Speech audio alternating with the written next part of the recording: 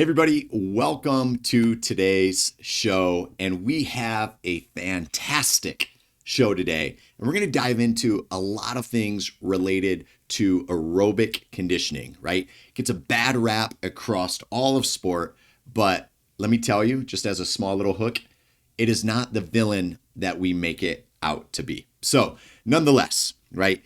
It is almost a badge of honor in basketball circles to talk about how explosive the sport of basketball is.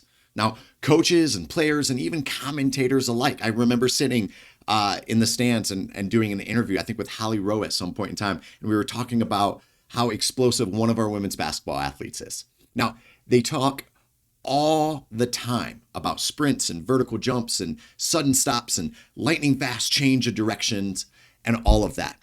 And they're right, to be honest, right? Basketball is undeniably an anaerobic sport when you zoom in and you highlight the plays, the coast to coast drives, the full court presses, the last second bursts of acceleration and effort in crunch time.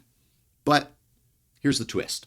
If we only look at the sport through the lens of anaerobic activity, we're missing a critical layer, one that doesn't make often the highlight reel, but may make the very difference between a team that finishes strong versus a team that fades in the fourth quarter. Now, that layer, it's the aerobic system. Now, before I go any further on this video, a couple things. My name is Adam Ringler. I'm a strength and conditioning coach, and I have been one all of my professional career.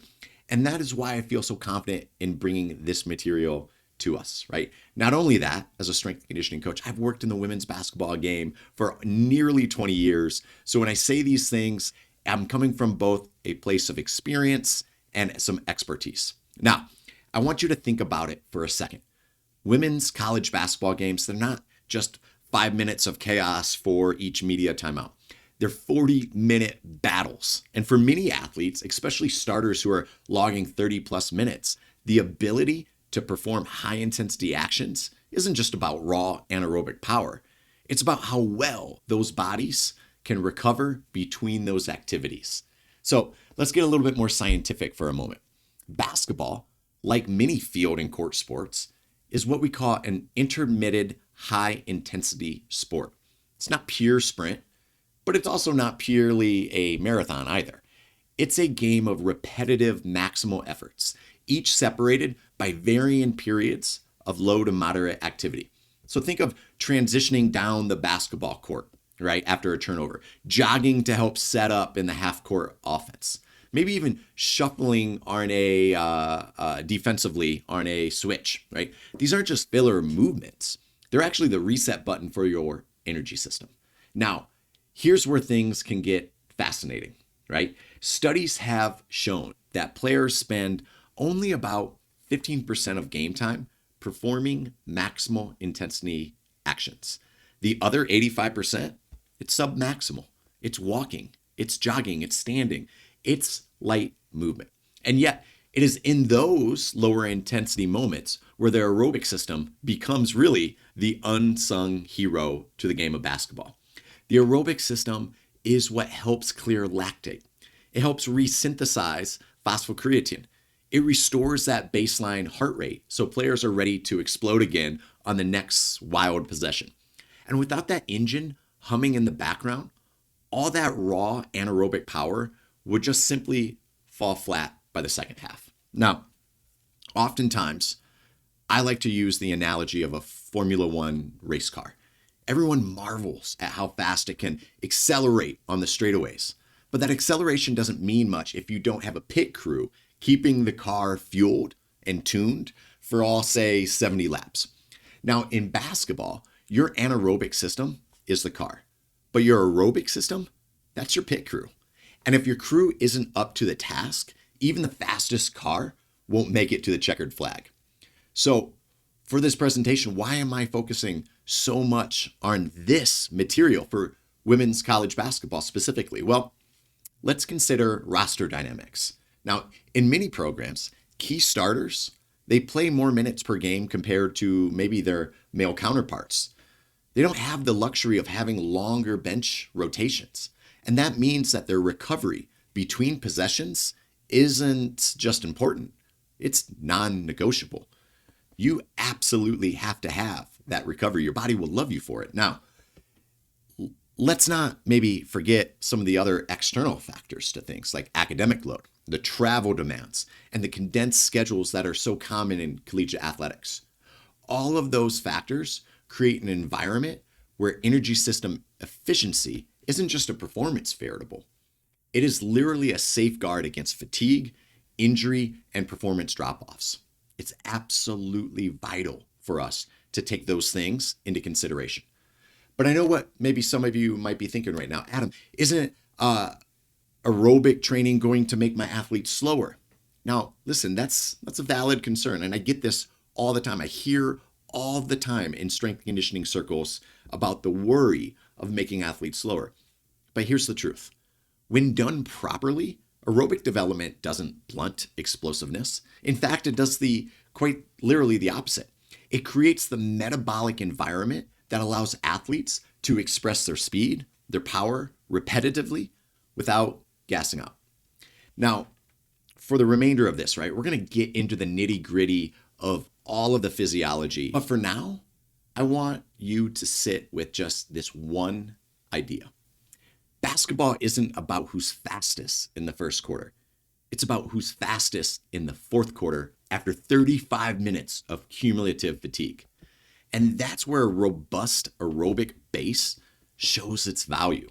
Now, over the next hour, we're going to break down all of these things, right, from multiple different angles. We're going to explore movement and heart rate data from NCAA women's basketball games to quantify energy system contributions. We're also going to dive into the cellular level to see how the aerobic adaptations support anaerobic work. And then we're going to end up taking all of that theory and turning it into a practical off-season training strategy your athletes can benefit from right now, immediately. You can apply it today. Now, this isn't about turning basketball players into endurance athletes. By no disrespect, I'm not saying that whatsoever. This is about respecting the physiology of recovery, of fatigue management, and repeatability. And trust me, like when you get it right, you'll see athletes who don't just survive games.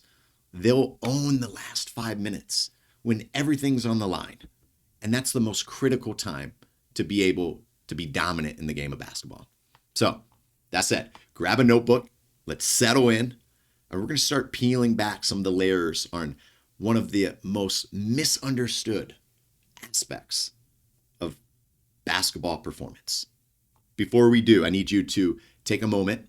Before you grab that notebook, before I dive into the first topic, this is what I must say. If you have yet to subscribe to this YouTube channel, like, subscribe, hit the notification bell so that you can gain first access to all of our videos when they do drop, because we've been dropping some videos and some fire content lately, and I want you to get first dibs on all of this material.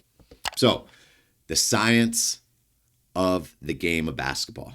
Let's break this down. If we're going to have what I think is a serious conversation about aerobic development for the women's college basketball game, we first need to understand what's actually happening on the basketball court from a physiological standpoint. So that said, basketball isn't played in steady state conditions like running a 5K or a 10K. It's an incredibly chaotic sport. And if you've ever worn a GPS monitor, an IMU, or a wearable tracker or sensor, right, whether it's Catapult Sports or Kinexon Sports during a game, or you reviewed NCAA data from systems, whether it's surveillance systems or even systems like I said, Catapult, Polar, Kinexon, or Second Spectrum, you know exactly what I mean. A typical college basketball game features constant transitions between explosive sprints, shuffling, jogging, brief periods of standing or walking, and the metabolic demands are highly variable. But when researchers have analyzed these games using time motion studies, some really striking patterns end up emerging.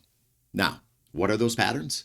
On average, players perform high-intensity activities for roughly 15% of total game time. That's it, right? This includes sprints and maximal defensive slides, hard closeouts, right? Rebounding efforts, all of the great things that we love as college coaches and probably as fans as well, right? Those big critical moments. And those moments, they often define the highlight reels and admittedly are the ones that coaches like myself tend to emphasize and love. But here's where it gets interesting. Roughly 85% of the game consist of low to moderate intensity activities. That's your walking, that's your jogging, that's your standing still. Now, I can already hear the skeptics say, well, that means that conditioning doesn't matter as much, right? But that's a very surface level interpretation. The real takeaway is this: the ability to repetitively perform high intensity efforts depends heavily on how efficiently an athlete's aerobic system manages their recovery during the other 85% of game time. So what does that really mean? To put numbers to it, heart rate monitoring during competitive games show that players spend most of their minutes in that 70 to 85% heart rate max range. That's squarely in the aerobic zone or condition zone work. But whenever they sprint or they jump, their heart rate tends to spike in that anaerobic threshold, that 90% heart rate max, and probably likely even above that. Now, these spikes are brief, but frequent enough, and without adequate recovery, they start to accumulate fatigue that drags down performance over the course of the basketball game. So let's zoom out for a moment, and maybe we'll zoom out to more of the cellular level. During a high intensity sprint or an explosive takeoff, the body leans on that phosphagen and glycolytic systems. That's your ATP, PCR, and anaerobic glycolysis to fuel these efforts. But the in-between, during those slower jogs or pauses in play, the aerobic system kicks in to clear that lactate, to resynthesize ATP, and to restore that phosphocreatine level. So in a well-conditioned athlete, these processes are happening quickly and efficiently. But in a poor conditioned one, the recovery lags. The result is that less power output, slower reaction times, and reduced defensive intensity as the game wears on, right? Nobody wants that, right? Everybody at that point would be upset with their circumstances. Now, Joel Jamieson, in his book, Ultimate MMA Conditioning, makes a point that is directly relevant here. Now, he argues that a well-developed aerobic system doesn't just help with endurance. It actually enhances the ability to sustain higher levels of anaerobic output repetitively. It's like improving the size of a gas tank so that even when you're flooring it, you don't run out of fuel after only a few hard laps. So let's connect this to maybe real data from NCAA women's basketball. One study analyzed elite female players, found that across a full game, they tend to average about 1,000 to 1,200 meters of high-speed running. Now, interspersed with 50 to 60 maximal intensity efforts. That's a lot of sort of stop and go actions. Now, if recovery between those efforts isn't efficient, the later ones start to look very different. They're shorter, they're slower, and they're less explosive. Now, there's also the travel and scheduling factor to maybe consider in these equations. College basketball athletes aren't playing just one game a week like pro leagues. They're often dealing with back-to-backs, maybe long bus rides, coast-to-coast flights, let me tell you, and irregular practice times. And that means that recovery capacity isn't just a nice to have, it's an absolute necessity. And now, let's get really specific here too. There's also sort of the gender-specific angle of things. Now, emerging research suggests that women may experience slightly different fatigue patterns than men due to differences in substrate utilization, hormonal influences like estrogen, and estrogen appears to have perhaps a glycogen-sparing effect, which means that female athletes typically rely more on fat oxidation during submaximal efforts. Now, this further underscores the importance of developing a robust aerobic foundation to leverage these physiological tendencies. Think about that for a moment. There's some gender issues and gender considerations that we need to be cognizant of as coaches in the women's basketball game. So, if we know the aerobic system is critical during these recovery phases, why do so many coaches still shy away from doing aerobic conditioning? It's probably due, and partly due, to old school thinking. The fear that aerobic work will somehow turn fast twitch athletes into slow twitch marathoners. But that's such a big misunderstanding of energy system development. Because when programmed correctly or efficiently, aerobic training doesn't diminish explosiveness. It actually enhances it by improving that repeat sprint ability, that buffering fatigue, if you will. So let's maybe unpack how to design that kind of training in later sections of maybe this presentation, right? For now, understand this, right? If you want to have players to have gas in their tank during maybe the final 2 minutes of a basketball game or a close game, their aerobic system has to be built to work efficiently during the other 38 minutes that lead you to those final 2 minutes. This isn't about turning basketball athletes into cross-country runners. We're not doing that. It's about creating athletes who can recover faster, sustain higher workloads, and execute under pressure, even when they've been grinding for 30 minutes straight. That's the science of the game demands. It's not glamorous, but it's where championships are won and where championships are lost. If you've made it this far in this presentation of the aerobic system, there is one thing I want you to pause and do. I want you to head over to my website.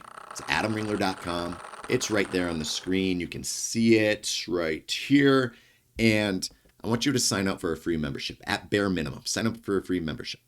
Enter your name, enter your email, confirmation email will come out, click it, and you'll get first access to all of the articles and everything that I publish at my website. And I publish things for the Former Athlete Society, things for sports science, things for strength conditioning, my musings as a coach, what I'm finding interesting in the world. I think you're going to love this material. So again, adamringler.com, check it out. We have literally at this rate, hundreds of subscribers to this website. You're going to love it. Now, moving on. I want to talk about how the aerobic conditioning aspects supports that anaerobic power. So I'm going to kind of expand a little bit further into that aspect because I still think it's somewhat misunderstood, and even by people like me, like seasoned strength and conditioning professionals.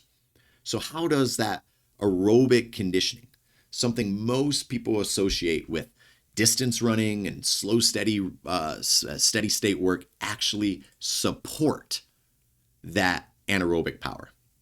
Well, to answer that, we first need to somehow revisit how energy systems interact with each other. And that means that in sports like basketball, there's a tendency to think that the phosphagen and glycolytic and oxidative systems all operate in separate silos, right? And that in reality, these systems aren't isolated. They work in integrated, sort of overlapping manners. They're constantly shifting to meet the demands of the activity at hand. So for us, let's paint that picture. When a player makes a full court sprint to chase down a fast break, the ATP PCR system provides that immediate energy for the first 6 to 10 seconds. Once that's depleted, the anaerobic glycolysis kicks in to maintain high intensity outputs. But here's the catch. This system isn't sustainable for long either.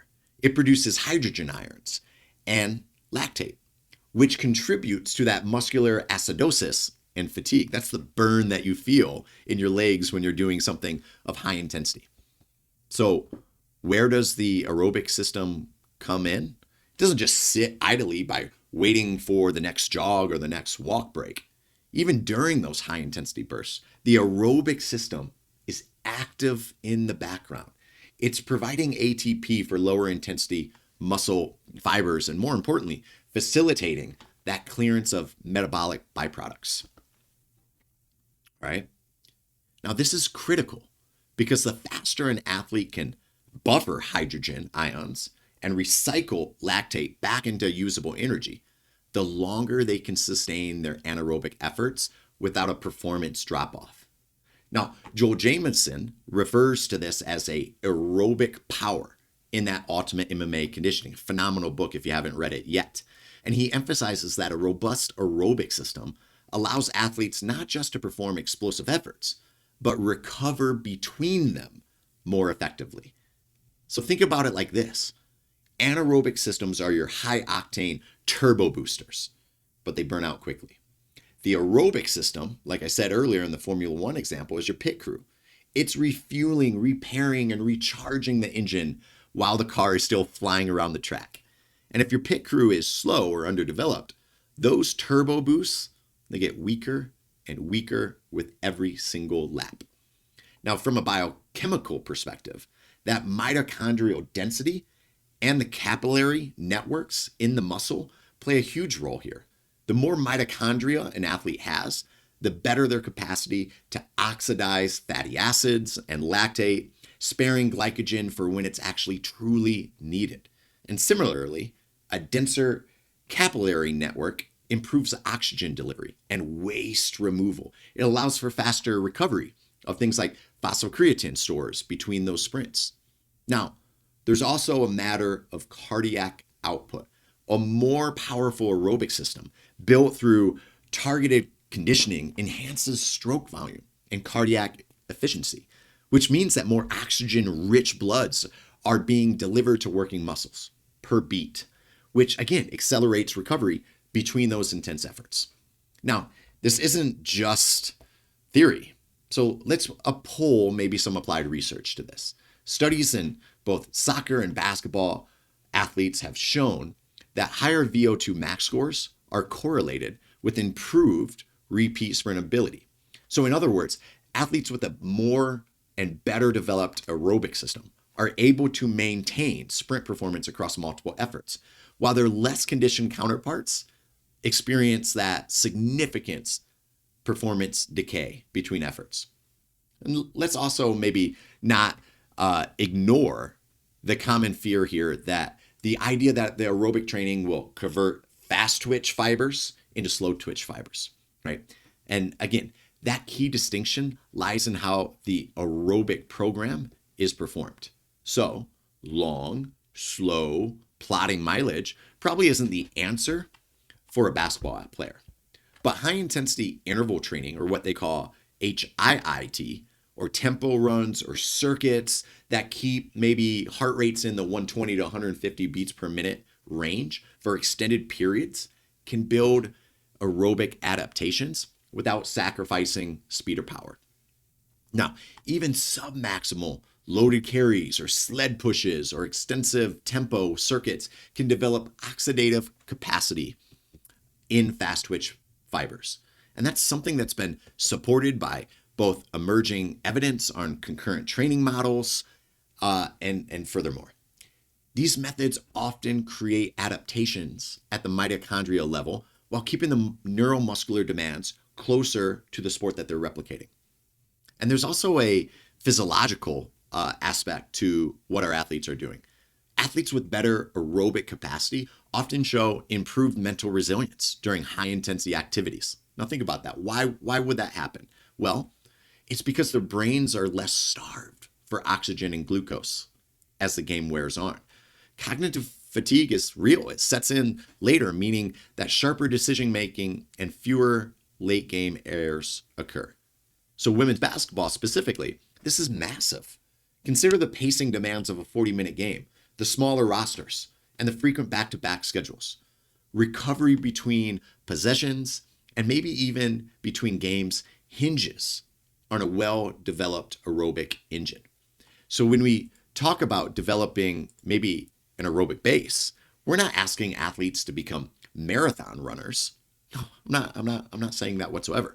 We're building a foundation that supports everything else. Faster recovery between plays means better maintenance of explosiveness, a greater total work capacity across the season.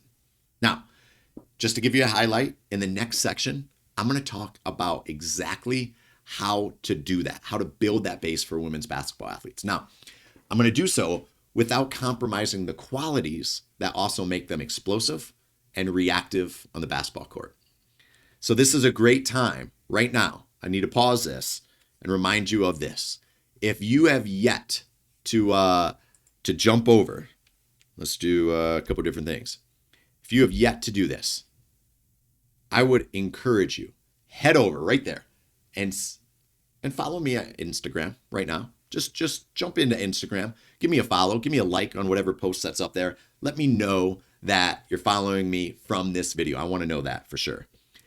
That said, once you do that, I want us to move on because we got a lot to unpack here over the next remainder of this live video. And that is, we're going to dive into the practical programming.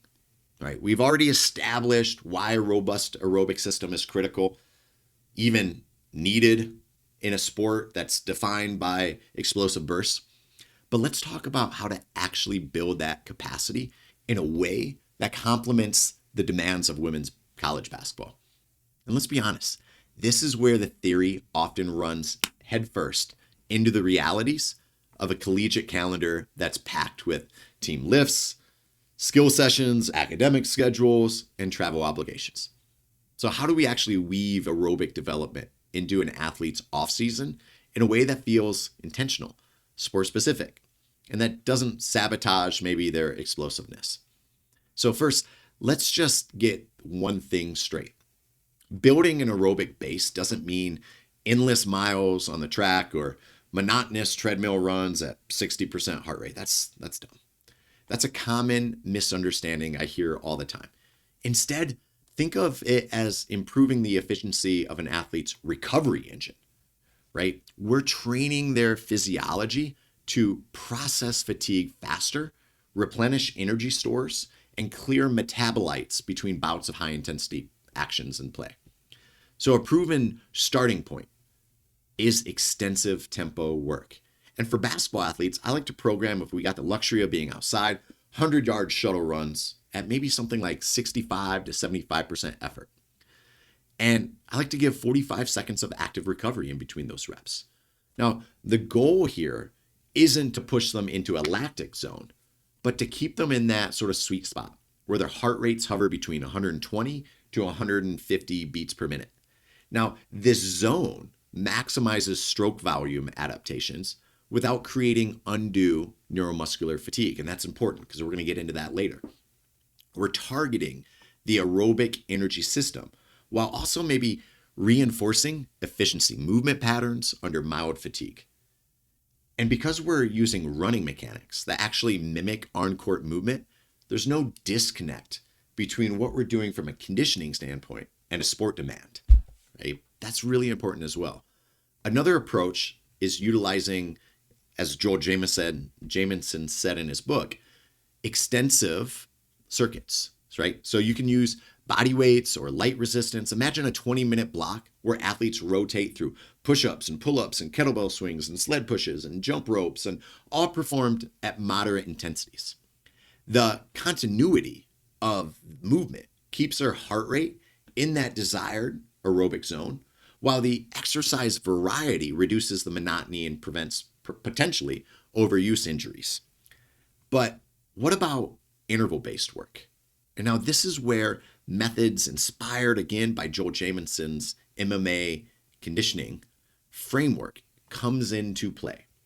High-intensity aerobic intervals, like 4 to 6 minutes of steady state work at 80% effort, followed by 2 to 3 minutes of easy recovery, are perfect for driving mitochondrial biogenesis.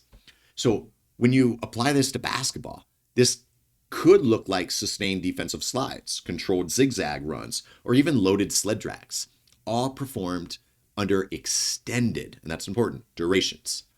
So let's address a common coach worry that we all hear. Will this slow my players down? Not if you're programming it smartly. The key is keeping the work submaximal and separating it from high velocity or maximal strength training days. When athletes perform these sessions in a relatively fresh state, they're not competing for adaptations with neuro or explosive qualities. Quite frankly, they're not. There's also a place for low intensity, high frequency work. This is important. We're talking strength and conditioning. Something as simple as a 30 to 40 minute of brisk walking or cycling, even at 60 to 70% heart rate, 2 to 3 times a week, can have a surprisingly profound effect on capillary density and cardiac output. And let's be real, this is a low barrier for buy-in with athletes who might otherwise resist quote unquote conditioning. But perhaps the most basketball specific tool in our arsenal as strength conditioning coaches, small-sided games. So simply adjusting the court size or the player numbers and the work to rest ratios allow us to manipulate the intensity and the volume precisely. So for an example, something like 3v3, full court games played for 4-minute intervals with 1 minute of rest, that will simulate the aerobic demands of a real contest while keeping athletes somewhat engaged. It's also maybe worth mentioning, and this is something I love, resisted sled work. Not as a power builder, but as a aerobic conditioner. So lightly loaded sled marches performed consistently and continuously for 15 to 20 minutes challenge that posterior chain and the cardiovascular system simultaneously. Now, the slow, deliberate pace ensures that we're still in that oxidative zone without maybe encroaching on that sort of glycolytic territory. And so don't overlook maybe things like active recovery sessions, yoga flows, pool work, mobility circuits, and low-level aerobic training while still addressing some of those movement qualities and tissue health.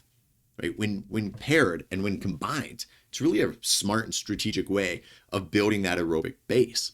These are perfect for days following high-intensity lifts or scrimmages or contests. Now, let's also circle back to a critical consideration, monitoring. We're not guessing here. Tools like heart rate monitors and HRV tracking, and even something as simple as session RPE logs help us calibrate those workloads. By ensuring that we're staying within that aerobic adaptation window, we avoid overreaching or even bleeding into anaerobic pathways unintentionally. We don't want that. And that brings up another subtlety, timing. In the off season, aerobic development can take center stage. You can dedicate 4 to 6 weeks setting a physiological foundation. But as preseason approaches, we have to taper the volume and shift towards higher intensity sport-specific intervals while maintaining that aerobic quality that we've established in that offseason, while also maybe emphasizing speed and power. Now, in women's basketball, this approach has an even greater relevancy. So why? Why would it have a greater relevance in the women's game? Female athletes, due to hormonal fluctuations, can sometimes show greater susceptibility to fatigue and recovery challenges across the competitive season. So, by building a strong aerobic base early, we're not just conditioning the cardiovascular system, we're actually giving their entire physiology a buffer against the rigors of travel, back-to-back games, and cumulative workloads across the practices and training season. So in short, this isn't about turning basketball athletes into endurance athletes. It's about strategically layering in aerobic work that supports their ability to sustain intensity, recover faster, and remain explosive for all 40 minutes of game time.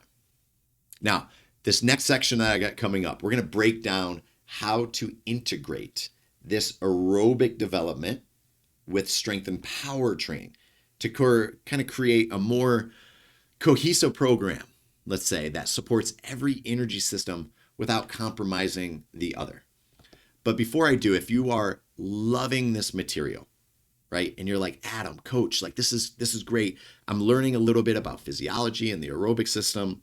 Again, I would love for you to do this. I would love for you to hit the notification bell at our YouTube channel. We're trying to grow this channel and get high quality information out to sport coaches, strength staff, and everybody else in between. So hit the notification bell at our YouTube as well. And if you haven't already, I've talked about this before, head over to my website, sign up for a free membership. It's super easy. It takes less than 10 seconds.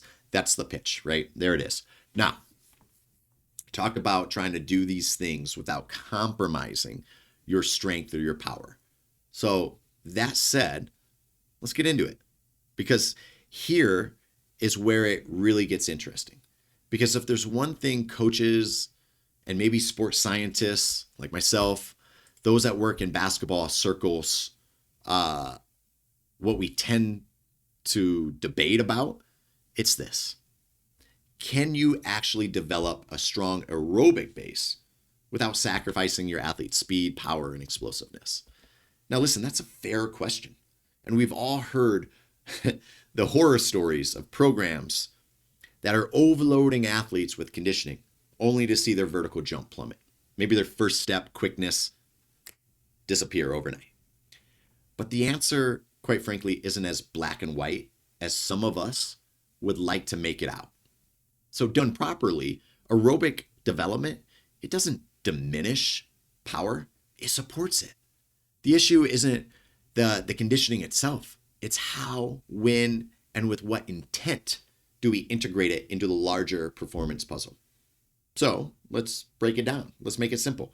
One of the first principles to consider is timing within the calendar frame. In the early off season, when we're furthest away from competition, we have the greatest flexibility to prioritize aerobic capacity work. Now, this is perfect time to develop the cardiovascular system, right? All of the adaptations, and it sets the stage for some of the harder, more anaerobic and neuromuscular training that we'll do later. Think of it as like you're pouring the foundation of a house. You wouldn't worry about decorating the living room at that time until you know that the concrete is set. That's the important part. So during this phase, aerobic work should be kept maybe separate from your high intensity lifts, or if you're doing plyometrics or things like that. Ideally, we're scheduling conditioning on alternating days, or at least several hours apart from resistance training. And this separation helps avoid what is called the interference effect. And this is where competing molecular pathways, things like AMP-K from endurance work or mTOR from strength training work, can blunt each other's adaptations if performed too closely together. So let's maybe talk about how we would program these things within maybe a single week. A common strategy popularized in a lot of strength and conditioning circles is polarized models. So early in the week might be reserved for more higher neuro demand, maximal strength and power work in the weight room. You combine that with short, explosive on-court drills early in that week. Now, later in the week, we can pivot into more extensive and lower intensity conditioning. And those sessions, those conditioning sessions, that tend to keep the heart rate in that aerobic zone without overloading the central nervous system. The rationale here is physiological. Heavy strength training relies heavily on the phosphagen and anaerobic glycolytic system, which can kind of leave the athletes with a residual neuromuscular fatigue. But if you pair that with the low to moderate intensity aerobic sessions, we're allowing them to train their oxidative system without layering on additional CNS stress. And so there's also maybe an art to the exercise selection. For instance, in the weight room, we may want to actually avoid high volume hypertrophy work when conditioning volumes is higher. Instead, maybe focusing on maximal strength qualities with lower reps with higher intensity sets. So exercises like trap bar deadlifts, heavy single leg work, Olympic lift variations with more moderate volumes can keep athletes explosive without conflicting that aerobic adaptation. Now, like I said earlier here, on the court, things like small-sided games, as I mentioned earlier, provide an elegant way to blend that energy system. You can adjust for court dimensions and rest intervals to allow coaches to bias work more aerobic or anaerobic while still reinforcing the technical and tactical skills under mild fatigue. Now, it's also worth discussing microdosing. No, not in that way. A concept that's gained traction in elite sport. Rather than separating large, dedicated conditioning blocks, some programs sprinkle brief aerobic exposures, 10 to 15 minutes of low-intensity tempo runs at the end of skill sessions. Now, this approach maintains aerobic qualities without impacting the athlete's enthusiasm or their power outputs in the main training session. So let's zoom in on why this actually matters biologically. A more robust aerobic system improves the resynthesis of phosphocreatine during repetitive sprints. It enhances that lactic clearance between those high intensity bouts, and it increases the categorization, I have a hard time saying that word, in fast twitch fibers. And all of this supports more sustained performance in the repeated high intensity efforts that the basketball game demands. Now, Joel Jamieson's work in his book, Ultimate MMA Condition, beautifully illustrates this point succinctly. Even in sports like mixed martial arts, arguably more anaerobic than the game of basketball, the best athletes are those with high aerobic power. Their ability to recover between explosive exchanges often determine the total outcome. Now, you transfer that lesson to the game of women's basketball, where players may sprint, cut, jump dozens of times per quarter. And it's clear why the aerobic base amplifies, not inhibits, anaerobic performance. Now, this is especially critical for female athletes. With the higher susceptibility to fatigue during hormonal fluctuations, a more robust aerobic system provides a physiological buffer, ensuring they recover quicker, even during the most grueling back-to-back game stretches. Think your multi-team event type of deals, March Madness, right? Conference tournaments. But let's also address the elephant in the room. Are there situations where aerobic development may hurt power? Yeah, if misapplied, sure. Things like that. Long, slow, high mileage running, things of that nature, performed frequently enough, can create fiber type shifts and reduce neuromuscular efficiency. But that's not what any of us are advocating for. Instead, the focus is on targeted submaximal work designed to enhance the cardiac output, the mitochondrial density, and the autonomic balance, all while preserving fast twitch capabilities through concurrent strength and power training. So, to ensure this balance, monitoring is key. So using tools, like I said, heart rate variability, VBT, right, velocity-based trackers, and even subjective readiness questionnaires help identify when athletes are adapting well versus when training loads may need adjusted.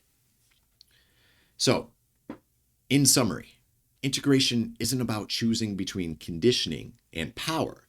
It's about orchestrating both of those qualities with intelligent sequencing, careful exercise selection, and an awareness of true recovery needs. And when done correctly, you'll find your athletes not only finish games stronger, but also recover faster for the next session, for the next practice, or the next basketball game. Now, I do want to pivot because I want to talk about maybe some real world examples coming up next. And I want to share maybe some of the programming blueprints that blend these principles into an off-season block for women's basketball. And this maybe talks a little bit about like weekly scheduling, specific drills, selection, recovery considerations. So you can take those concepts and move them from theory straight into your own program design. But before I do that, right, let's pause for a moment. Let's have a one-on-one, just you and me here, nobody else. If you have yet to subscribe to this YouTube channel, you knew I was going to say this. If you have yet to subscribe, there it is. I need you to go up to the top of the screen somewhere in here. And you know what I'm going to say? I need you to like, subscribe, hit the notification bell, and sign up today. Right? It's free. Well, it's one click of a button. Because quite frankly, look at these numbers. We can improve our follows. We can improve this. We could have a little greater analytics for some of the sports science and strength conditioning materials that I'm sharing, right? Because I'm giving up an hour of time as a coach, busy coach, talking about these things so that you can take these lessons and apply them to your program right now. So do me that favor, subscribe, I'd appreciate it. So, bringing this all maybe together. How do we do this? I want you to picture this. We're heading into the off season. We're a college, collegiate women's basketball team, and it just maybe wrapped up a long, grueling season. Your players, yeah, they're probably worn down. Maybe some are carrying minor injuries. That happens. But the off season isn't about hammering them into the ground. It's about rebuilding. It's also about laying down a base so their bodies and their minds can handle the demands of the next competitive cycle. That's how far out we got to be thinking. We can't just think now, right? What do we got to do? We got to be thinking forward into the future. So what does this look like in practice? Let's break it into phases and let's maybe talk about each one of those phases. So for me, phase one is the foundation. It's recovery, right? It's maybe weeks 1 through week 3, if you will. The first block is about resetting the system. After weeks of high intensity basketball games, March Madness, getting into April, Final Four, Sweet 16s, travel, the focus is on recovery, movement quality, low intensity aerobic conditioning to reintroduce cardiovascular work without overwhelming the neuromuscular system. That's step one. So think of this as a reset period. Reset, recharge. Our goal maybe at this phase is twofold. Restore autonomic balance by nudging athletes back towards more of a parasympathetic dominance. And maybe start gently, and that's the word, gently, stimulating aerobic adaptations. So begin with more extensive tempo work, right? This could be on bikes or on airdynes or on cardio equipment, or maybe outdoor running if your weather allows for it. And maybe athletes perform 8 to 12 reps, 100-yard runs like I talked about earlier in this video. And start the intensity stupid slow, 65% effort, almost 50% effort, right? Hey, I just want you to easy jog this out.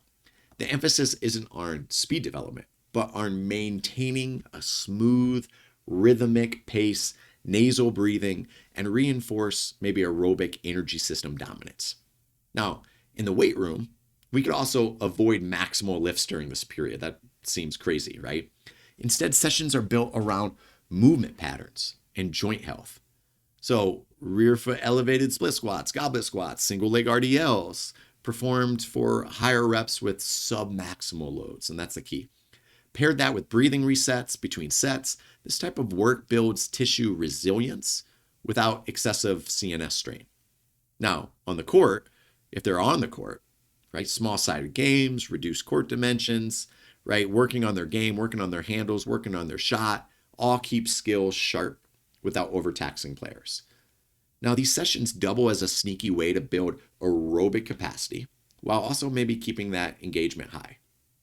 So the question I would get is, why does this phase matter? Because it's easy to skip ahead to higher intensity work. But athletes coming off a competitive season are often so sympathetically dominant that diving straight into anaerobic conditioning or heavy lifts risks driving them further into states of fatigue. And starting here allows for their bodies to recover and lay down the mitochondrial and capillary groundwork that those athletes will need later. Now, phase 2 would be more focused on your aerobic development, right? Building capacity. And this might be like weeks 4 through week 7. And this is where we start to turn up the dial. By now, athletes have maybe restored back to homeostasis, back to baseline readiness, and we can shift the focus to developing aerobic power and capacity. Now, our non-lift days, we introduce maybe some cardiac output sessions, 30 to 50 minutes. And the key is to keep that heart rate somewhere in between that 120 to 150 beats per minute.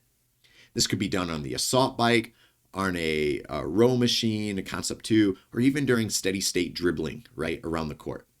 The variability keeps athletes mentally engaged while enforcing or reinforcing maybe that aerobic efficiency. And to progress from the first phase tempos runs, we now maybe incorporate things like fartlek runs, right? Where athletes will go for, 4 minutes at a moderate pace, 1 minute at a brisker in effort or intensity, and repeat for maybe 5 to 6 intervals. Now, these intervals train the aerobic system's ability to handle fluctuating intensities. And it also kind of mirrors the demands of basketball's stop and go nature. Now, in the weight room, intensity begins to climb. We can transition from moderate loads, compound lifts like trap bar deadlifts and RDLs and bench presses, while keeping our total volume in check. Now, rest periods are probably deliberately shorter. They're promoting more peripheral adaptation that complements the aerobic work. Skill sessions now feature full court small-sided games with modified shot clocks to increase decision-making speed under mild aerobic fatigue. And this maintains a performance-specific bridge between conditioning and tactical demands. Now, phase 3, however, this is where that aerobic power and anaerobic integration all comes into play. And it might be like week 8 to week 10, if you will. In the final phase of this block, the shift focus from blending the aerobic foundation with higher intensity anaerobic work. Now, the goal here is to help prepare players for the repeated sprint demands of basketball while still preserving the aerobic adaptations that we've built thus far. Now, this is where high intensity interval training, or HIIT, HIIT, enters the picture. But there's a small little twist here. Rather than generic sprints, we can use court-based drills like zigzags and shuffles and defensive slide patterns and transition shooting drills, all performed in 15 to 30 second bursts at 90% effort, maybe with 1 to 2 minutes of active recovery in between reps. Their aerobic capacity is maintained via lower frequency cardiac output sessions. Now, these serve as a recovery tool. They help flush metabolic byproducts and improve parasympathetic reactivation between those hard sessions. Now, in the weight room, athletes can move into more of a power emphasis block. This is where you can utilize VBT and Olympic lift variations and med ball throws and resisted jumps and sprints and really train that explosiveness. And importantly, we still monitor fatigue carefully, right? We'll use force plates and we'll check for readiness markers. And if bar speeds with the VBT technology shows velocity drop-offs, it's probably a cue to cut volume. Now, one advanced strategy during this phase is pairing explosive lifts with isometric holds. So things like a heavy trap bar deadlift lockout held for 6 to 10 seconds. Not only does this reinforce tendon stiffness, but it also complements the elastic qualities needed for repetitive, high-intensity actions on the basketball court. So monitoring adjustments, right? Making those small changes. Throughout all of those phases, we're tracking wellness markers, whether readiness markers on the force plates, heart rate variability, if you have access to that, and counter movement jump metrics. Now, this creates a feedback loop, ensuring that we're not tipping athletes over into overtraining, if you will. It also helps adjust our individual loading schemes. Some players might progress faster. Others may need deloads. Joel Jamieson's concepts from the Ultimate MMA Conditioning book resonate here. His tiered approach to sort of energy system development reminds us it's not about crushing athletes with a one-size-fits-all approach. It's about delivering the right dose at exactly the right time. So I want to kind of move on with a couple different things here because I've talked already about the interference effect with mTOR and AMP-K. We've talked about how every strength coach in America is worried about, will aerobic conditioning work actually make our athletes slower or less explosive? And that's not true. There's so many different studies from the 1980s, 1990s. Hickson comes to my mind right off the top of it. That shows that's not necessarily the case.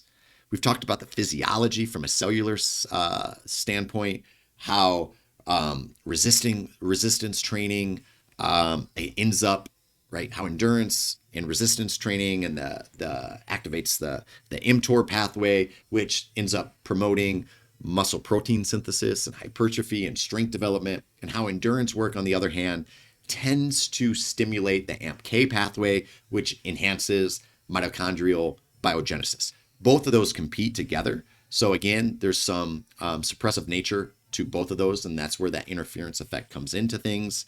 We've talked about prescriptions. We've talked about sequencing, right? The smart sequence of how to go from aerobic to more anaerobic to more repetitive power outputs.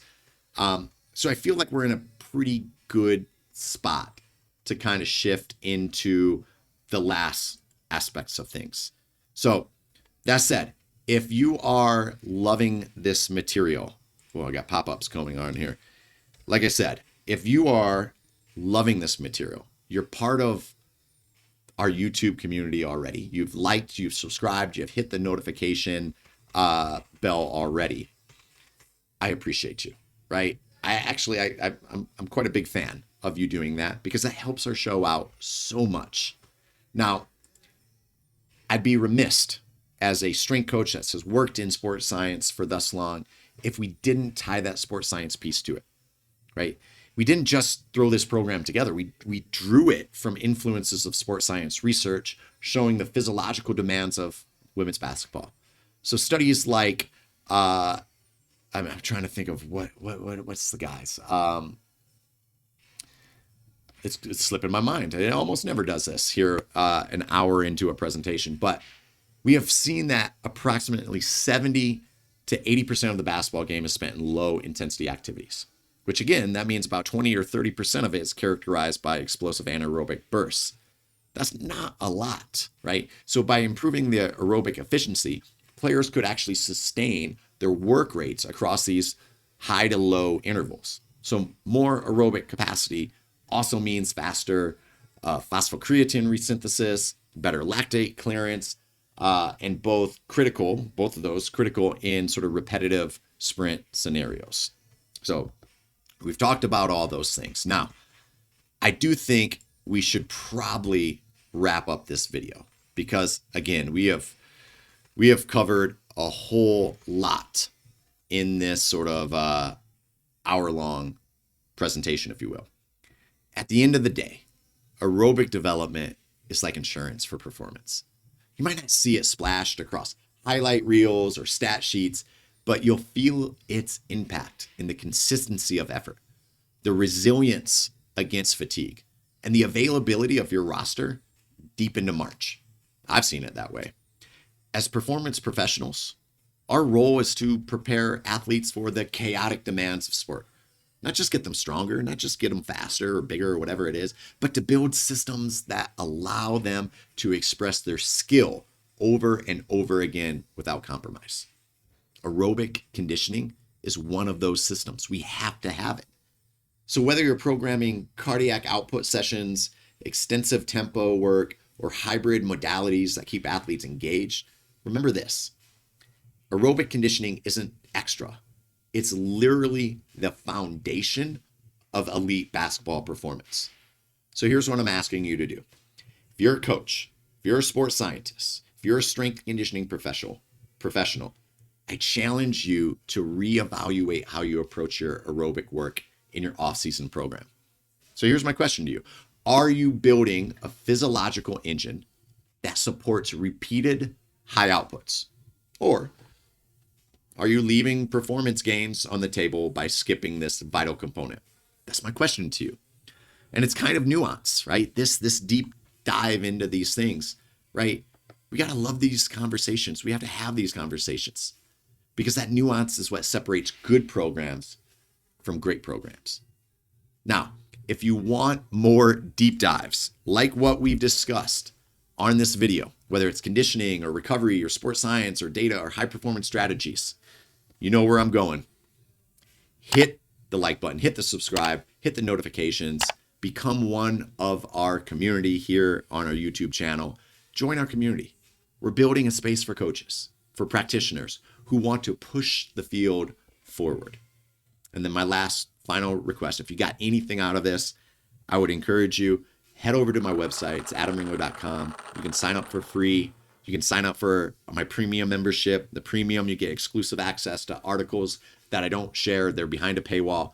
You can also join if you're a former college athlete. That's the vetting process. You can also join the Former Athlete Society, and that's where we get to have one-on-one conversations. There's some programming delivered through Bridge Athletic.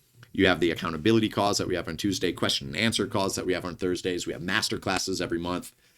I want you to be a part of it. And if not you, a friend, a family member, somebody else that's a former college athlete. So as always, I appreciate your attention, your time, your efforts, your dedication to your craft. You're trying to get better. You're trying to make your athletes better.